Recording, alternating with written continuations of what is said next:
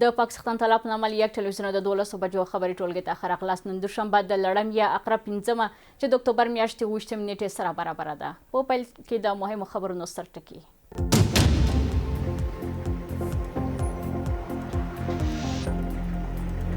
د خبرو اترو له لارې د اختلافاتو پر حل ټینګار. ذبیح الله مجاهد وایي که هر لوری پر افغان خاوره تیری وکړي ورته ځواب به وویني ځکه د دفاع حق د افغانانو لپاره محفوظ دی.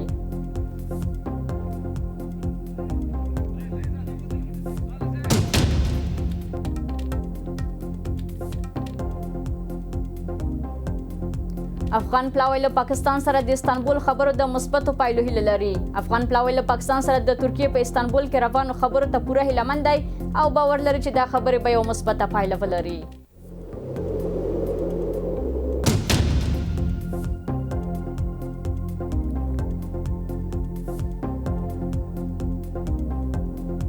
او په پاکستان کې د روان زیږدیز کال له پیله تر اوسه د نږدې 100 پاکستاني پوځیانو وژل کېدل.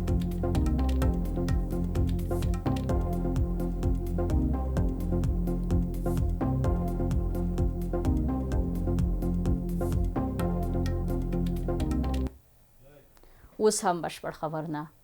د افغانستان د اسلامي امارت ویان ذبیح الله مجاهد ویلي چې افغانستان د خبرو پلوی دی او ویلي د اسلامي امارت غواړي ټول اختلافات د خبرو له لارې حل کړي خو که هر لوری پر افغانستان تیری وکړي ورته ځواب به وویني ځکه د دفاع حق د افغانانو لپاره محفوظ دی. نوموړي ټینګار کړی چې د افغانستان له خاورې هیڅ هیواد ته د ګواښ اجازه نه ورکول کیږي او کابل د سیمې له هیوادونو سره د سولې او همکارۍ د اړیکو غوښتونکی دی.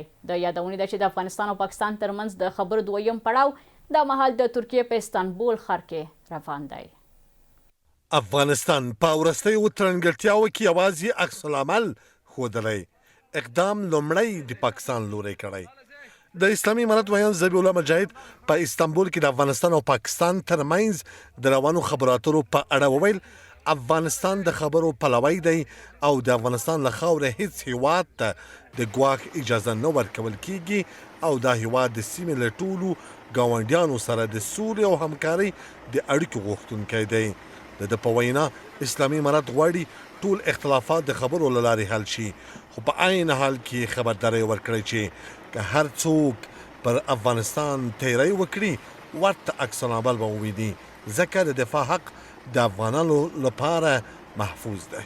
عموما کې افغانستان د هیوادونو سره د رغم د اړیکو غوښتونکی ده خو که خدای مکه کوم هیواد افغانستان ته په بده وګوري یا زموږ حریم نقض کړي یا هر بل هغه اقدام وکړي چې هغه نامناسب وي د ورته غبرګون سره به مخ کېږي. طبیعي ده افغانستان یو مستقل هیواد ده د خپل دفاع حق لري او د خپل دفاع وړتیا لري او پات څو داسې د خپل همسایګانو سره کې اړیکې غواړي دا زموږ اصولي دریځ ده او باید دا درک شي.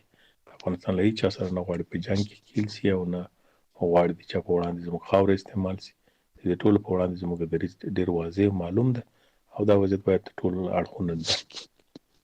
د اسلامي امارت ویان ذبیح الله مجاهد یک تلویزیون ته څرګنده کړه چې د افغانستان اسلامي امارت د ستونزو د حل لپاره له خبرو اترو هرکلی کوي او تل د متقابل احترام او تفاهم د فضا د رامنځته کېدو ملاتړ کړی دی. نوموړي زیاته کړې چې اوس د استانبول د خبرو د پایلو انتظار باسي څو د پاتو مواردو په اړه روښانه نتایج ترلاسه شي. بلې د افغانستان اسلامي امارت په مذاکراتو خبرو او دیالوګ باندې باور لري او پاکستان سره چې کومه ستونزه په اخرو کې پیښه شوې وي وازنې حل لارې هم دیالوګ او افهام تفهیم ده. همدې خاطر یو پړاو مذاکرات په دوحه کې تر سره شول البته بیا ژمنه دا و چې باقي پاتې خبرې په استانبول کې وسی. اوس هغه دوم پړاو د مذاکراتو روان ده تر اوسه پورې موږ حکم نشو کولی چې نتیجه به د مذاکراتو څه وي ورلې پرېږدو باید چې غونډې پای ته ورسېږي خپله نتیجه د غونډې راووځي او د ضمن د مذاکراتو یا د جریان د مذاکراتو کې ځینې خبرې چې د پاکستان لخوا نه اورېدل کېږي او ځینې نور تحلیلونه باید یادونه وکړو چې ډېر د باور وړ نه وي. ښه دا ده چې موږ منتظر واوسېږو څو له خپلو مسؤلو چینلونو د مذاکراتو جریان پایله اعلان شي او موږ په هغه باندې قضاوت کولی شو. د څرګندونې په داسې حال کې کېږي چې د افغانستان او پاکستان ترمنځ د خبرو دویم پړاو د مهال د ترکیې په استانبول ښار کې روان دی چې تمرکز یې د دواړو هیوادونو ترمنځ د امنیتي او سرحدي مسایلو پر حل دی. یوې باوري سرچینې رسنیو ته ویل چې د افغانستان مذاکره کوونکی پلاوی له پاکستان سره د ترکیې په استانبول کې روانو خبرو ته پوره هیلهمند دی او باور لري چې دا خبرې به یو مثبته پایله ولري.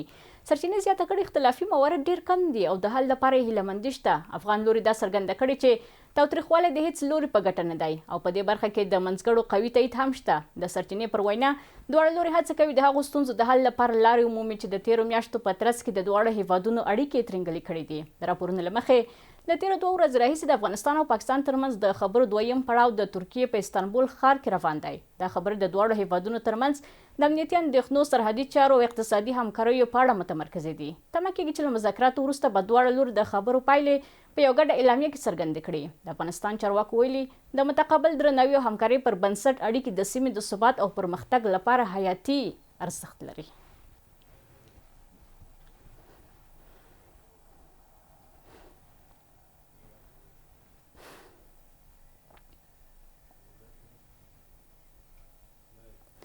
د افغانستان او پاکستان ترمنځ د خبرو اترو دوهم پړاو د دواړو هیوادونو ترمنځ د اوربند د وروستۍ هوکړې ته د رسیدو لپاره د ترکیې په استانبول ښار کې ترسره شو.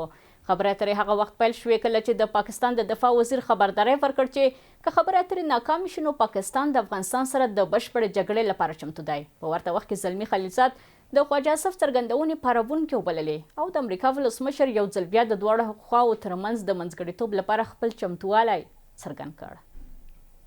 د افغانستان او پاکستان ترمنځ د خبرو اترو د لومړي پړاو وروسته چې د ترکیې او قطر په منځګړیتوب په دوحه کې ترسره شو چې په پایله کې د دواړو هیوادونو ترمنځ سمدستي اوربند رامنځته شو او د ترکیې په استانبول کې د دواړو خواو ترمنځ د یوې جامع هوکړې په چوکاټ کې خبرو اترو دوام وموند. د دې خبرو اترو دوهم پړاو پرون د اکتوبر په 25مه د دواړو خواو ترمنځ د ترکیې په استانبول کې د دوو منځګړو هیوادونو په شتون کې پیل شو.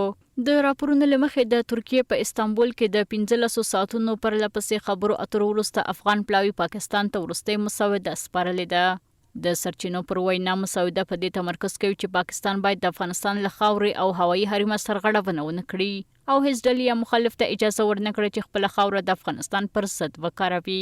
دا مسوده د اوربند د تړون د څارنې لپاره د 4 اړخیز چینل د جوړولو لپاره چمتووالی هم نیسي ترڅو سرغړونې وارزول شي او معلومات تبادله شي.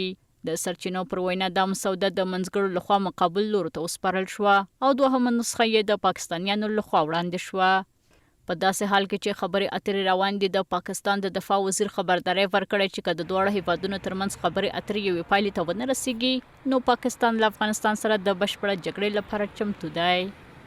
په تیرو 4 یا 5 ورځو کې هیڅ پیښه نه ده شوې خو که خبرې اترې یوې هوکړې ته ونه رسیږي موږ به له افغانستان سره په مستقیمه جګړه کې ښکیل شو. که څه هم اسلامي امارت د دې پاکستاني چارواکو د وروستیو څرګندونو په اړه خبرګون نه دی ښودلی خو د اسلامي امارت چارواکو تل ټینګار کړی چې که پر افغانستان برید وشي نو غاښ ماتونکی ځواب به ورکړي. خو ځینې کارپوهان د پاکستاني چارواکو د څرګندونې نه یوازې د افغانستان بلکې د پاکستان پرمختګ پر ضد ګڼي. تاسو د یو طرفه قرضدار سي د بل طرفه اقتصاد خراب دی د بل طرفه اجتماعي ژوند خراب دی د بل طرفه امنیت تامین نه دی د بل طرفه تاسو په اقتصادي لحاظ باندې هر نه زیات مشکل سره مخامخ یاستئ او ممکن د جهان په سات باندې انزوا تر شي ځکه تاسو چې کوم ممکن باندې لاس خو دغه موګه غوړدون اعتباري موګه نه ده د مسددي دښمن دی او دا خبر باندې تاسو باور مساتئ. ما امیدوارم که مقامات پاکستانی به خود بیاین اینمی توافقاتی که صورت گرفته به مو عمل درآمد کنن و این طرف هم امارت اسلامی باید کار انجام بدن که باید همین سلسله جنگ خونریزی در کشور ما اختتام پیدا بکنه.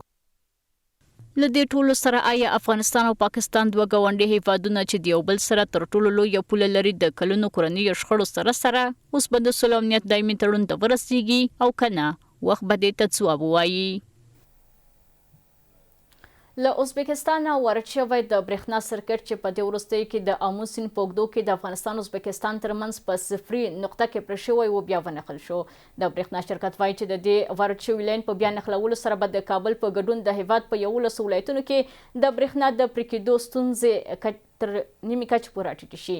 د شرکت پر وینا د دې لین پرې کېدل د آمو سیند پر سر د سخت جغرافیایي موقعیت، د لین سړک د ورته لین د نشتون، د سیند ژورتیا، ستونزمنې ځمکې او د پایو ترمنځ د زیات واټن له امله د بیا وسلېدو بهیر له تخنیکي ننګونو او ځنډ سره مخ کړی و. له ازبکستان هیواد څخه د وارداتي برېښنا لیږد 200 کیلو ولټه مزی بیرته په بریالیتوب سره ونښلول شو. د افغانستان برېښنا شرکت او د ازبکستان د برېښنا رسولو ملي شرکت د تخنیکي ټیمونو د شپه ورځ هڅو په پایله کې له دغه هیواد څخه د وارداتي برېښنا لیږد مزي او سرکټ چې څو ورځې وړاندې د افغانستان او ازبکستان د سرحدي سیمې صفري نقطې کې د آمو سیند پر سر پرې شوی و بیرته ونښلول شو. د دغه لین له بیا وسلېدو سره به د کابل په ګډون د 11 ولایتونو برېښنا بیرته خپل پخواني عادي حالت ته راوګرځول شي. د دغه لین پرې کېدل د آمو سیند پر سر د سخت جغرافیایي موقعیت، د لین زړښت، د ورته لین د نشتون، د سیند ژورتیا، ستونزمنې ځمکې او د پایو ترمنځ د زیات واټن له امله زموږ ټیم د بیا وسلېدو په بهیر کې له تخنیکي ننګونو او ځنډ سره مخ کړی و. له نیکه مرغه د افغانستان برېښنا شرکت او د ازبکستان هیواد برېښنا ملي شرکت کارکوونکي د ګډې همغږۍ له مخې وتوانېدل چې دا لین بیرته په بریالیتوب سره وصل کړي او د کابل په ګډون د 11 ولایتونو برېښنا بیرته فعاله کړي. د افغانستان برېښنا شرکت خپلو ټولو مشتریانو ته د باوري برېښنا برابرول د هیوادوالو خدمت او خوشحالي خپل مسؤلیت ګڼي او له تاسو ټولو پیرودونکو څخه د برېښنا ټکنه کېدو له امله ستاسو له زغم او حوصلې نه مننه کوي. د ټولګټو چارو وزارت اعلان کړی چې د لومړي ځل لپاره له ایران د ریل پټلۍ له لارې ډیزل تیل افغانستان ته وارد شول. دا تیل تیره ورځ د خواف هرات ریل پټلۍ له لارې هیواد ته راورسېدل. د یاد وزارت ویان محمد اشرف حقشناس په خپل ایکس پاڼه کې لیکلي چې دا ډیزل تیل په 10 واګونونو کې لیږدول شوي او ټول وزن یې 1120 میټریک ټنه دی. حقشناس یاده کړې چې د ډیزل دا محموله د ایران له لورې د افغانستان بازار ته د سوځېدونکو موادو د برابرولو په موخه رالیږل شوې ده. د نوموړي پر وینا دا ګام به د هیواد د انرژۍ په برخه کې د وارداتو په اسانولو او د ترانسپورتي لګښتونو په راکمولو کې مهم رول ولوبوي.